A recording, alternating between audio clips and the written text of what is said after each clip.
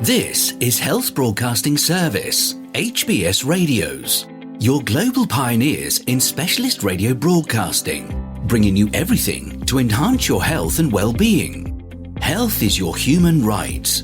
HBS, your partners in everything about your health and well-being.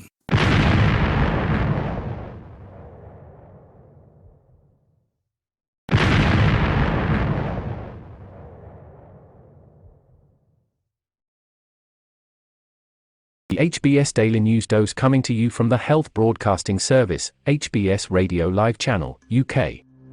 Cancer research, liquid biopsy identifies who can skip chemo after colon cancer surgery. The summary. Blood test rules out need for chemo for some colon cancers. Tylenol acetaminophen interferes with some cancer drugs. Breast cancer patients get lasting benefit from Amgen bone drug. The following are summaries of some of the cancer research advances being presented at the annual meeting of the American Society of Clinical Oncology ASCO in Chicago. Liquid biopsy shows who can skip chemotherapy after colon surgery. Liquid biopsy can help identify patients with stage 2 colon cancer who do not need chemotherapy to prevent recurrence after surgery, according to results of a 455-patient study presented on Saturday. Among patients in the study who were tested via liquid biopsy, 15% ended up receiving chemotherapy versus 28% whose risk was determined using standard diagnostics. 2 years later, rates of survival without recurrence were similar, at roughly 93%, in both groups, the researchers reported at ASCO 2022 and in the New England Journal of Medicine. Very few patients with these cancers which have grown through the colon wall but not reached the lymph nodes will actually benefit from adjuvant, or post-surgery, chemotherapy. But every patient struggles with the question of whether to skip it, especially those considered at low or intermediate risk of recurrence based on surgeons' observations or analysis of the excised tumor, said study leader Dr. Jean Tai of the Peter MacCallum Cancer Centre in Melbourne, Australia. Most vulnerable to recurrence are patients with hard-to-find cancer cells remaining after surgery. Those cells shed genetic material into the blood that can be picked up by liquid biopsies. In the study, doctors determined which patients should receive chemotherapy in one group based on whether tumor genetic material was seen in liquid biopsies.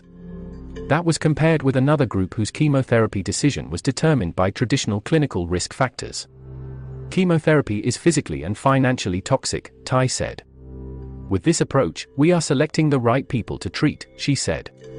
Patients are so relieved when we tell them they do not need chemotherapy. Acetaminophen interferes with cancer immunotherapy.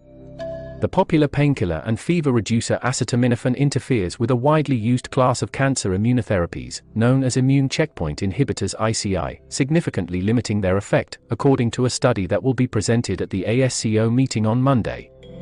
Drugs in the ICI class include Merck & Company's Keytruda, Opdivo, and Yervoy from Bristol Myers Squibb Co. and Roche Tecentriq.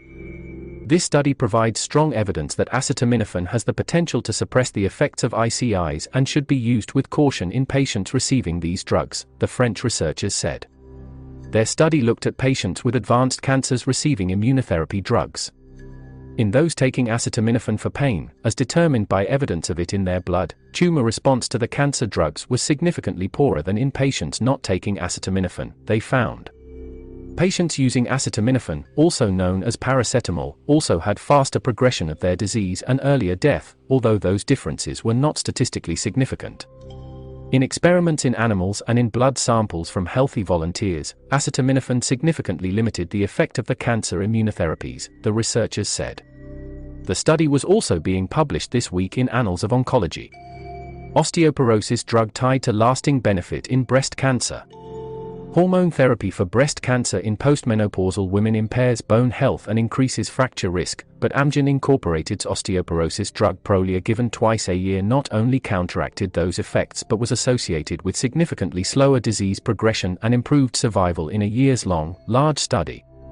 In the study of nearly 3,500 postmenopausal women receiving aromatase inhibitors for their breast cancer, such as Arimidex from AstraZeneca and Femara from Novartis, patients received either a Prolia injection every 6 months or a placebo.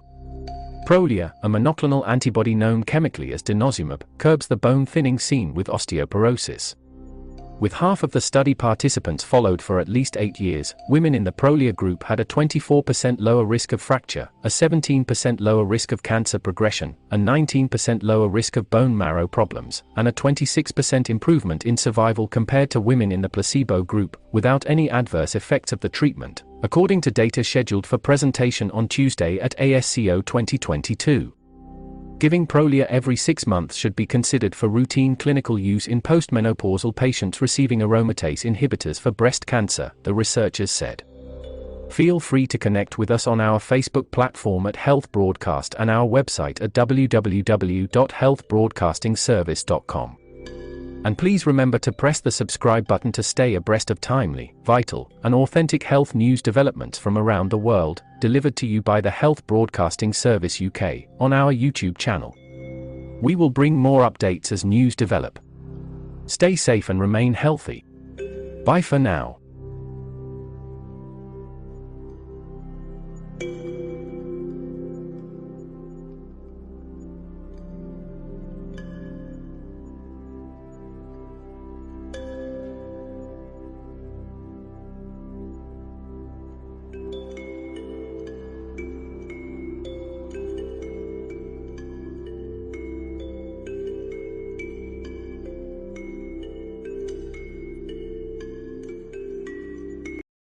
You've been watching the Health Broadcasting Service YouTube channel. Your channel of excellence and distinction. Pioneering specialist radio broadcasting. Giving you the best experience. Subscribe to our channel.